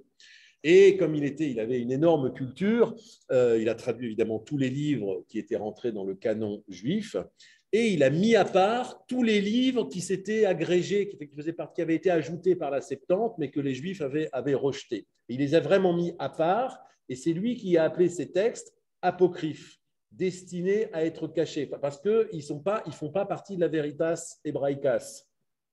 Et donc, le terme apocryphe a été introduit dans le vocabulaire religieux avec ce sens-là. Alors après, il a été repris par la tradition chrétienne qui finalement a réintégré ces textes dans le canon, enfin dans la Bible chrétienne, mais ils sont restés avec un statut un peu à part parce qu'on sait très bien en fait eux ne sont pas restés dans le canon juif. Donc le mot apocryphe veut dire ça. Et puis, dernier petit vocable, encore historiquement, bon, ça fait beaucoup d'informations, c'est vrai que ça fait partie de choses différentes, mais les fameux manuscrits de Qumran, donc je dois dire quelque chose. Qumran, c'est un lieu qui se trouve en Israël, au sud de Jérusalem, dans le désert, très très bel environnement, complètement incroyable, complètement désert de Juda, complètement asséché, etc. En 1947, un berger arabe fait paître ses brebis, etc., dans les nombreuses cavernes, etc. Et puis, il y a une brebis qui rentre, il n'arrive pas à l'en faire sortir, il jette un caillou pour la faire sortir, et toum, il entend un bruit de jarre, il va voir, et là, il tombe sur des dizaines et des dizaines de jarres conservant des manuscrits. Bon, lui, berger plutôt inculte, etc., il les vend à un cher local qui, lui, est un peu plus... il dit, waouh, là, on a un truc, etc. Consultation d'experts, c'est pratiquement un roman d'espionnage, la manière dont ces manuscrits remigrent en Israël, parce que c'est fait à la frontière. Bon, bref, ces manuscrits sont considérés comme majeurs et études historiques, etc. On sait aujourd'hui qu'ils émanent donc d'un courant du judaïsme, comme il y en avait beaucoup à l'époque, foisonné de courants concurrents, etc. Un courant plutôt apocalyptique qui voulait se séparer du judaïsme du temple, dit essénien, dont Jésus sera... Enfin, Jésus n'était pas un essénien, mais en tout cas, la culture qu'avait Jésus était influencée par ce courant, avec un accent important mis sur la pureté, justement loin des sacrifices, plutôt sur une pureté personnelle, et puis sur l'étude de certains textes. Et en tout cas, dans ces textes, on a retrouvé des manuscrits pratiquement entiers, dont le manuscrit d'Isaïe. Je suppose que vous êtes allé peut-être à Jérusalem, ce qu'on appelle au musée d'Israël, il y a ce qu'on appelle le Echal HaSefer, le temple du livre, ce très très beau monument, etc., qui a la forme d'un chumash, d'un Sefer Torah, et donc où est déployé ce qui est le plus ancien texte, le plus long, pratiquement les 56 chapitres d'Isaïe. Je crois qu'il manque des petites parties, mais enfin, c'est le. Et donc, ça a été une découverte majeure parce que ça, le premier texte, je vous le dirais, hein, le premier texte le plus ancien complet qu'on a, c'est ce qu'on appelle le manuscrit de Léningrad, le codex de Léningrad, conservé à Léningrad, et il date de 1009, je crois. Voilà, donc et la découverte des manuscrits de Qumran a fait faire un saut de 1000 ans. Ces textes ont été écrits entre le -2, -1er siècle, avec plein de choses qu'on retrouve dans la Bible, d'autres textes aussi qui appartenaient en propre à la secte, la bataille des fils de la lumière et de l'obscurité. Bon, ça, ce n'est pas dans la Torah, mais donc on voit qu'il y avait des écrits sectaires qui étaient propres à eux, mais aussi énormément de textes bibliques, ce qui a permis aux historiens de dire ah ouais. Le texte était déjà fixé à ce moment-là, tel qu'on le connaît maintenant, etc. Donc ça a fait faire un bond aux études bibliques complètement fantastique. Donc voilà, manuscrit de Qumran, en plus écrit dans un alphabet particulier, dit paléo-hébraïque, qui n'est pas l'alphabet hébreu carré qu'on connaît maintenant. L'alphabet hébreu carré, il a une toute autre histoire. Et donc, c'est le dernier stade de cette écriture paléo-hébraïque. C'est aussi un témoignage archéologique très important de ce point de vue-là. Voilà, so much pour les manuscrits de Qumran. On pourrait parler des heures et des heures de tout ça. Mais il nous faut avancer. Qu'est-ce qui nous reste à traiter de manière un peu survolée, bien sûr, 4, 5, 6 et 7. Bon, alors on va le faire rapide, hein, puisqu'il est 20h30. La tradition massorétique. Il faut que vous connaissiez ce mot. Les chapitres, les versets, la paracha, ça aussi, on va le dire. La structure de la Bible, bon, probablement, on en parlera la prochaine fois. Et les traductions de la Bible, on a déjà parlé de la principale de la Septante. On va très certainement parler de la tradition massorétique. Ce texte de la Torah, il a été écrit donc, en hébreu, sans voyelles. Hein, vous avez appris avec Oren, voilà, etc. Donc, il a été longtemps oral, etc. Et puis, quand il a commencé à être fixé, il a été écrit voilà, avec donc, les caractères hébraïques sans voyelles, puisqu'il n'y a pas de voyelles, il n'y a que des consonnes en hébreu. Voyellise, c'est consonnes, mais en réalité, les 22 lettres ne sont que des consonnes, y compris le aleph, y compris les lettres dont on pourrait dire non, ce sont des consonnes, ce sont des sons. Il faut après leur donner une voyelle pour les animer, pour les activer. Et donc, ils ont été écrits sans voyelle, sans ponctuation, sans rien du tout. Donc, assez rapidement, s'est posé la question de où est-ce que commence le verset, où est-ce qu'il finit, là, c'est pas clair, qu'est-ce qu'il faut lire comme mot, etc. Voilà, justement, dans ce travail parallèle à la canonisation. Il y a déjà un premier travail qui est de dire quels sont les textes qui font partie du... Mais après, si on zoome sur les textes même, il y a un énorme boulot. Mais c'est quoi les mots? Il y en a des versions différentes. Ici, il dit ça. Comment on prononce Bereshit? Il y a 15 façons de prononcer Bereshit, puisque justement, il n'y a que des consonnes, donc on peut voyaliser. C'est d'ailleurs ça le génie de l'interprétation aussi, c'est qu'on peut voyaliser les choses de plein de manières différentes. Mais pour en fixer un usage liturgique, il faut un peu définir les choses, il faut compter les lettres, il faut les trier, etc., etc. Ça a été le travail immense, collectif, d'un collectif de sages qu'on appelle les massorètes. En hébreu, on dit la massora, c'est écrit comme ça. Même samer, resh, he, on ramène un vav ici, massora. Alors, le terme provient d'un verset, par exemple dans Ézéchiel, qui veut dire chaîne, qui veut dire chaîne de transmission. Mais en fait, en hébreu, on l'a relié à ce verbe massar, même samer, resh, pardon, qui veut dire limsor, ça veut dire transmettre. Donc, les massorètes, c'est le nom que l'on donne à cette entité collective de sages qui ont travaillé sur les textes, je vais donner un peu plus de détails dans le temps, et qui ont transmis ce texte, qui l'ont édité, on pourrait dire, scientifiquement. Alors, je vous dis, c'est une œuvre immense, dont on peut dire que le début commence avec Ezra, justement, Esdras en français, Ezra en hébreu. Esdras, c'est ce sage, c'est l'un des sages qui fait partie de la vague des exilés du retour après la destruction du premier temple. Il y a Esdras et Néhémie. Enfin, d'abord, il y a une première volée d'exilés qui reviennent, et puis ça ne marche pas trop, etc. Donc là, on fait appel à des sages un peu plus voilà, connus, Esdras et Néhémie, donc, qui organisent des vagues de retour et structurent le judaïsme après. Restructure le judaïsme sur la terre d'Israël alors que tout est détruit, etc. Et ça fait partie, et donc Esdras a pris un certain nombre de mesures pour revitaliser le judaïsme et pour le faire évoluer au passage, parce que la lecture de la Torah, c'est une révolution. Donc c'est lui qui a instauré la lecture de la Torah 3 fois par jour, les lundis, les jeudis et les samedis, pour des raisons très simples, parce que c'était les jours de marché. Encore une fois, on est des sociétés agricoles, on voit ça dans les pays arabes aussi, etc. Voilà, tout le monde habite très très loin, au fond de la montagne, au fond d'un oasis, etc. Et puis les jours de marché, tout le monde se réunit pour échanger. Et Esdras s'est simplement dit, c'est là qu'il faut choper les gens pour leur lire la Torah. Donc, ça a été instauré les jours de marché. Après, il y a un très beau commentaire exégétique qui dit oui, mais quand on regarde la Torah, en fait, il n'y avait jamais plus de 3 jours où les Bnei Israël dans le désert n'avaient pas d'eau, et la Torah n'est-elle pas comparée à de l'eau? Donc, en fait, la lecture de la Torah, c'est tous les 3 jours, etc. Ce sera donc le lundi, le jeudi, le samedi. Et là, on a un très bel exemple de comment on combine des choses à la fois historiques et des choses symboliques. En tout cas, c'est lui qui a instauré ça. Et quelque part, enfin, la deuxième révolution qu'il a fait, c'est qu'il il lisait cette Torah en hébreu, et il en donnait une traduction en araméen qui à l'époque, était déjà devenue la langue vernaculaire, c'est-à-dire c'est la langue qu'on parlait.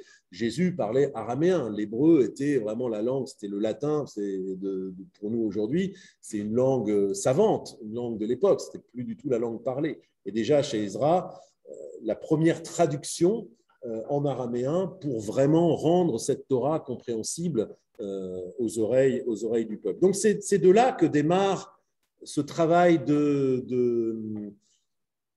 d'établissement scientifique du texte. Ezra, dit-on, est vraisemblablement l'un des sages d'une entité collective qui est très importante. Je ne vais pas l'écrire là maintenant, mais on la reverra dans le cours sur le Talmud, qu'on appelle la Knesset Agdola, la grande assemblée. La Knesset Agdola, c'est une assemblée collective de sages vers moins 400, vers moins 450, dont Ezra, dit-on, faisait probablement partie. Pas très, très étayé historiquement, tout ça. Là, c'est un mélange de tradition et de vraisemblance, on va dire. Mais en tout cas, cette Knesset Agdola a eu, on le sait, même si on n'identifie pas les sages, puisque les sages n'étaient pas encore identifiés, a eu un travail très important d'établissement du texte. Et puis, les premières prières sont rédigées par eux, etc. Et c'est à la fin de cette Knesset Agdola qu'apparaissent les premiers couples de sages, Hillel et Shammai, etc., et qu'on a des sages authentifiés qui vont faire partie de la tradition rabbinique. Donc, cette Knesset Agdola, on sait, a eu un grand rôle décisionnaire en matière de judaïsme et vraisemblablement a commencé un travail scientifique du texte. La tâche des massorètes, finalement, ça a été quoi? Ça a été de diviser les mots, les phrases, les sections. Où est-ce qu'on commence un verset? Où est-ce qu'on le finit? Où est-ce qu'on découpe? Vous avez dû apprendre avec Oren qu'il y avait certaines lettres qui avaient des formes finales. Le kaf et le kaf final, le même et le même final. Pourquoi, en fait? L'origine de quoi, c'est ça? C'est pour distinguer, la forme finale, c'est quand c'est à la fin d'un mot, et tout le reste, c'est quand c'est au milieu d'un mot. Mais justement, c'est les massorètes qui ont inventé ce genre de subterfuge pour parfois dire, et là, les gars, c'est la fin d'un mot ou c'est la fin d'un verset. Ce qu'on appelle aussi les matresses lectionis en hébreu, les lettres qui peuvent être vocalisées, le yud et le vav. Encore une fois, il n'y a que des consonnes en hébreu. Le yud, c'est le son y. Le vav, c'est le son v. Mais de fait, on sait, vous l'avez appris, ça sert aussi à faire i et o. Mais ça aussi, c'est une invention des massorètes. Se servir de certaines lettres pour forcer la lecture à faire des beit plus o plus vav, bo, vo. Donc voilà, utiliser les lettres aussi. Donc séparer les mots, séparer les débuts de versets, et ensuite les vocaliser, dire comment ça se vocalise. Et là, il faut tout inventer. Puisqu'il n'y a pas de voyelles, il faut inventer des points, il faut inventer des signes. On mettra en dessous de la lettre ou au-dessus de la lettre. Vous avez vu ça avec Oren, le patar, le trait, ou le kamatz, ou le ségol, ou le tséré, etc. Tous ces trucs-là, c'est les massorètes qui l'ont un. Et voilà, en disant, voilà, si vous avez un bait et qu'on met un petit point en dessous, ce sera I, ça sera B ou V. Et d'ailleurs, si on met un point, tout ça pour fixer la lecture du texte. Et ça, c'est un travail donc immense qui a duré des siècles et des siècles. Il y a d'autres choses qu'ils ont fait, mais là, j'y vais rapide. Et puis, c'est un travail qui s'est terminé, enfin, qui a duré des siècles et des siècles et des siècles, et dont la fin s'est terminée vers le 9e, 10e siècle. Il y avait d'ailleurs 3 écoles avec des systèmes graphiques différents qui étaient en concurrence, le système de Tibériade, le système de Jérusalem et un autre système encore dont le nom m'échappe, qui proposaient chacun leur technique, etc. Il se trouve que c'est le système de Tibériade qui l'a emporté, et une école en particulier, Ben Neftali, Beracher, 2 familles fameuses, etc., d'érudits, etc., qui étaient un petit peu en concurrence. La famille de Ben Asher, qui a écrit en fait le plus vieux manuscrit presque complet, qui n'est pas le codex de Leningrad. Il y a un autre manuscrit très très connu, c'est le codex d'Alep. Il est connu parce que c'est un véritable roman d'espionnage, la manière dont il a été retrouvé en pleine guerre entre Israël et la Syrie en 1949, etc. Il a été exfiltré par des moyens, enfin, c'est une histoire géniale, etc. De fait, il n'est pas complet, c'est une Torah qui n'est pas complète. Il manque, je ne sais plus quoi, mais enfin, il manque quelques chapitres. Mais c'est le plus vieux Sefer Torah presque complet qui date du Xe siècle, 942, je crois, pour être précis, et qui, justement, a la vocalisation de la famille Ben Asher, et sur lequel Maïmonide, c'est ce manuscrit que Maïmonide a reconnu comme étant la bonne expression du bon texte. Et le poids de Maïmonide a fait que finalement, c'est effectivement cette tradition-là qui a été fixée comme ce qu'on appelle le textus receptus dans la culture religieuse, c'est-à-dire le texte authentique, le texte reçu authentiquement. C'est le texte tel qu'il est vocalisé dans le codex d'Alep, qui est représentatif de l'école, plus particulièrement de Tibériade et de Ben Asher, mais encore une fois, appuyé sur un travail de siècles et de siècles de compter les mots, d'ailleurs selon une méthode que les informaticiens font. Enfin, quand on vérifie un texte en informatique, on compte le nombre de Aleph, le nombre de bêtes, etc. Enfin, de manière totalement... Ça, c'est un travail typique que faisait... on sait compter le nombre de lettres, on sait combien il y a de Aleph, on sait combien il y a de Aleph. C'était vraiment un travail scientifique de toutes les manières possibles pour arriver donc au textus receptus, considéré comme le texte authentique. C'est inutile de vous dire que, alors, je n'ai pas le temps de le raconter, mais dans le temple de Jérusalem, dit-on, il y avait une Torah considérée comme un peu principielle, des sages authentifiés, enfin, des scribes authentifiés par les sages avaient droit de recopier, donc les copies repartaient, etc., dans différentes communautés, mais je vous laisse imaginer le temps qu'il fallait pour recopier un texte, etc. Mais ceci dit, il y avait eu d'énormes disparités entre les copies. Et puis après, il y a eu la destruction du temple, donc le stock, certainement, de la bibliothèque a dû être détruite et il a fallu, c'est pour ça que la Massorette a continué des siècles et des siècles, il a fallu réharmoniser toutes les copies différentes qui circulaient. C'est un chapitre absolument passionnant, mais on n'a pas le temps de le voir ce soir. Il y a une Torah des Samaritains. Les Samaritains, c'est un courant du peuple juif qui s'est séparé vers le moins 2e siècle du courant du mainstream du judaïsme, avec une Torah particulière, une écriture d'ailleurs particulière, et des passages. Aujourd'hui, c'est d'un intérêt prodigieux pour les savants, parce que quand ils regardent la Torah samaritaine, il y a vraiment des variations avec la Torah qu'on lit nous. Donc c'est intéressant de savoir quelles étaient les versions en concurrence à l'époque. Donc tout ça est d'un intérêt scientifique prodigieux. Mais donc voilà, ça vous laisse aussi comprendre pourquoi les copies différentes circulant, les leçons différentes circulant. Il a fallu tout ce travail des massorettes pour lisser un texte considéré comme authentique et définitif, qui est la Torah qu'on a aujourd'hui entre nos mains. Alors après, ces massorettes ont fait bien autre chose, mais ça, c'est vraiment quelque chose que vous devez connaître. Alors, juste sur le mot, donc Massora, ça veut dire la transmission. L'imsor, c'est intéressant aussi par rapport à toute autre chose, mais c'est bien que vous le sachiez. Vous connaissez peut-être le mouvement Massorti, tout simplement parce que le mot Massoret en hébreu veut dire tradition. Il y a un adjectif qui est massorati. Massorati en hébreu moderne, ça veut dire traditionnel, au sens large, hein, quelqu'un de traditionnel, massorati, religieux ou pas. Et donc le mouvement massorti, qui est une francisation de ce mot hébreu massorati, c'est donc un mouvement idéologique, proche du judaïsme libéral d'ailleurs. Ce sont nos excellents amis, le rabbin Ridon Krigier, la communauté n'est pas loin d'ici. Donc voilà, c'est juste que vous sachiez distinguer entre les termes. La Massora, Massorette, c'est le sens tout à fait technique et précis que j'ai développé là. Mais par ailleurs, c'est un mot qui existe aussi. Massorati veut dire traditionnel au sens large. Et les Massortis, c'est un mouvement particulier du judaïsme. Alors voilà, il nous reste un petit quart d'heure. Alors bon, voilà, il faut que je vous parle quand même de la paracha, des versets et des chapitres, parce que figurez-vous, ce n'est pas une division juive, en fait, les versets et les chapitres. Alors si, paracha, dans l'un des boulots des massorettes, c'était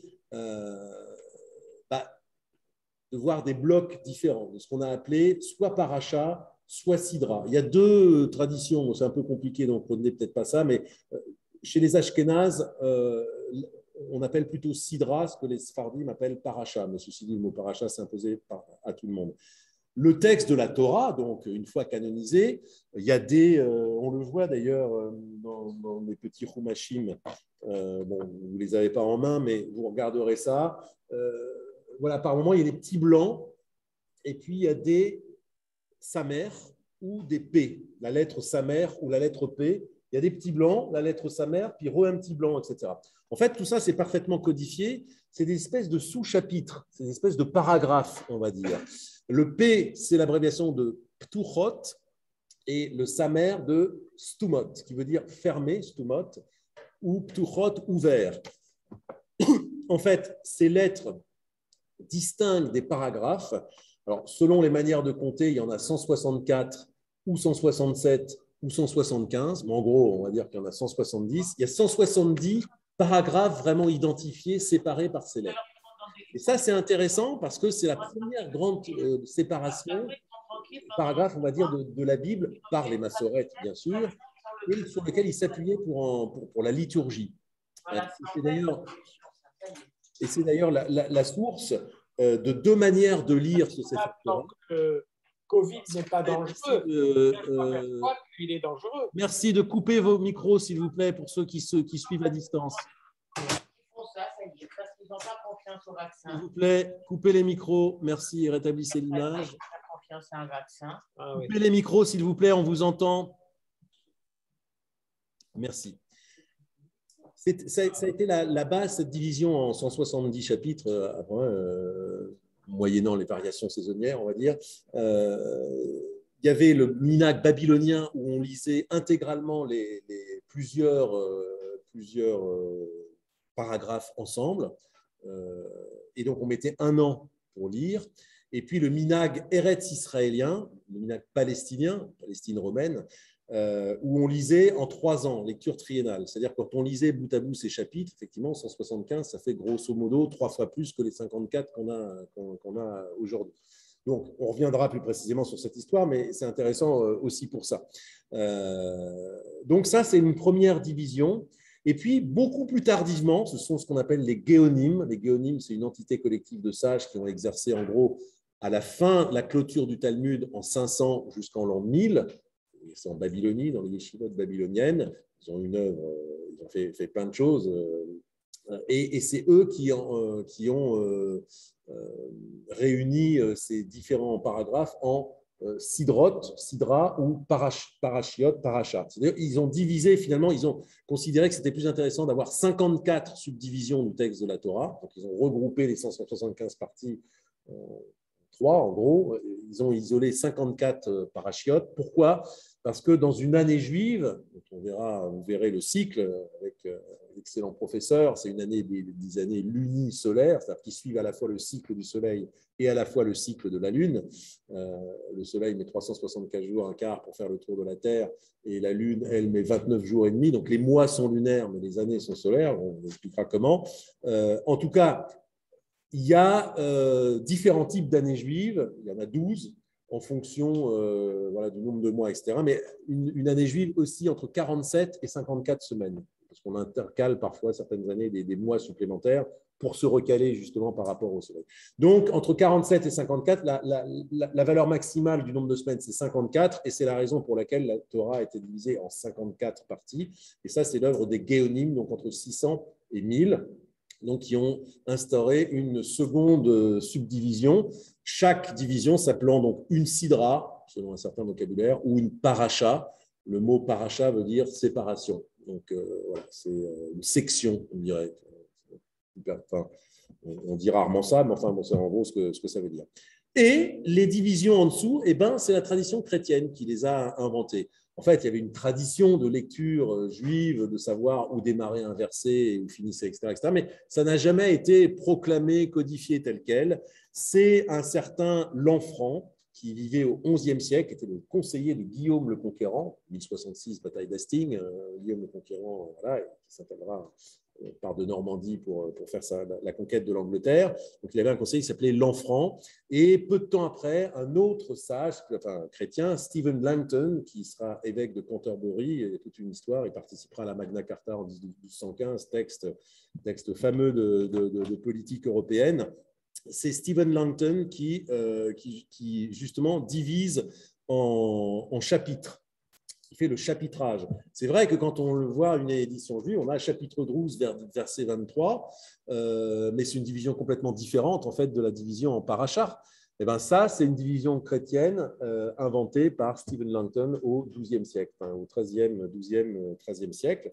Bien pratique, c'est pour ça que finalement le judaïsme l'a adopté aussi, même si encore une fois l'idée existait, il n'a pas inventé l'idée de la séparation en chapitres, mais c'est lui qui finalement l'a codifié, l'a normalisé, etc. Et les versets eux-mêmes, c'est beaucoup plus tard encore, c'est un dénommé Robert Étienne, protestant, qui en 1555 ou 1552, non, imprimeur du roi François Ier, qui imprime en 1509, pardon, non, je dis une bêtise. La date exacte, on s'en fout un peu, mais bon, autant dire la date juste. 1553, les amis. Voilà, dernier prix. 1553, qui publie donc à Genève une Bible avec les chapitres existants, bien sûr, et les versets. Et sa tradition sera, il y avait eu des éditions antérieures qui déjà là, mais qui n'avaient pas été retenues, sa tradition fera foi, et c'est sa division à lui qui a été adoptée par la tradition, et comme c'était bien pratique aussi, par la tradition juive aussi, mais c'est donc ce Robert Étienne, gloire lui soit rendue. Et puis après, il y a d'autres ouvrages aussi importants qu'on appelle des concordances. Alors là, c'est vrai en milieu chrétien, etc. Plus tard encore au XIIIe siècle, Hugues de Saint-Cher, en passage, qui avait une école très fameuse, enfin, pour les chrétiens. Donc, au XIIIe siècle, XIVe siècle, arrivent les premières concordances, c'est-à-dire celles qui, à partir d'un mot, sont capables de dire, voilà, tel verset, tel verset. Enfin, c'est des outils scientifiques pour étudier la Bible. Et puis, c'est l'époque aussi où il y a, de manière très inégale et très asymétrique, mais où il y a un dialogue entre judaïsme et christianisme, pour des fins intéressées au christianisme, on est bien d'accord, ce qu'on appelle les disputations, mais en tout cas, c'est un état de dialogue entre les traditions tout à fait intéressant. Et tous ces outils techniques naissent aussi de cette culture de la controverse et d'une lecture plus scientifique. C'est le moment au XIIIe siècle, d'ailleurs, où la foi chrétienne s'affirme comme triomphante en Europe, où elle se penche aussi un peu plus sur le judaïsme, parce qu'elle a besoin d'abord de se muscler elle-même, de prendre des positions plus précises. Mais du coup, scientifiquement, il y a vraiment une étude plus particulière qui se refait sur les sources juives à partir du christianisme. Et toutes ces innovations, en quelque sorte, scientifiques, naissent de là aussi. Il est 20h54, les amis. Il est 20h54. Et il nous reste... je pense que là, on a couvert le principal. Il nous reste l'histoire des traductions. Les traductions, c'est une belle et longue histoire, assez compliquée aussi. Retenez simplement la plus importante d'entre elles, parce que c'est la première à être sortie du judaïsme, c'est effectivement la Septante, traduction grecque, dont une lettre dite la lettre d'Aristée écrite au moins IIe siècle, raconte l'histoire un peu légendaire que le roi Philadelphe II et son bibliothécaire auraient auraient contacté le grand prêtre Éléazar en Palestine en lui disant de lui envoyer 70 sages, d'autres versions disent 72, qui sont effectivement venus, qu'on a installés dans des pièces séparées, etc., à qui on a donné le texte de la Bible et qui, de manière miraculeuse, de manière séparée, ont abouti à cette traduction en grec exacte. Les 72 avaient la même traduction. C'est une manière de dire que la Septante a été considérée comme inspirée, y compris par les milieux juifs, certainement par les milieux grecs, et ensuite par les milieux chrétiens qui l'ont traduite en latin. Mais cette Septante, donc vers le moins IIe siècle, est la première traduction de la Bible juive, auquel donc ils ont ajouté d'autres textes écrits en grec, issus du milieu juif alexandrin des rassemblements pour la plupart, mais aussi parfois d'autres milieux donc parmi ces écrits intertestamentaires. Donc, la Bible, la Septante est vraiment la plaque tournante de toutes les traditions ultérieures, latines, qu'on appellera la Vulgate sixto-clémentine, etc. Bon, on verra peut-être ça de manière plus précise, mais en tout cas, voilà, c'est peut-être la traduction principale pour l'instant à retenir. Chers amis, je crois qu'on a un peu fait le tour. Là. Vraiment, c'était un cours pour poser simplement les bases, les mots. La prochaine fois, on ira plus sur comment on interprète cette Bible, ce qu'on en a fait, qu'est-ce qu'on va y chercher, on verra d'autres choses. Est-ce que vous avez des questions? Parce qu'on est là aussi il reste 4 minutes pour les questions. Oui. Alors, question, je la retraduis pour ceux-là. Vous n'avez pas reçu la bibliographie.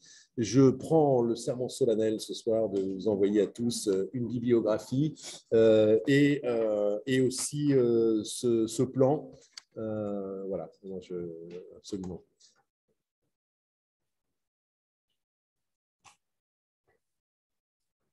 Bon, on est un petit peu fatigué, hein, donc là, voilà, je voulais vous dire le plaisir que j'ai vraiment voulu venir vous voir pendant cette séance de Mechina, etc.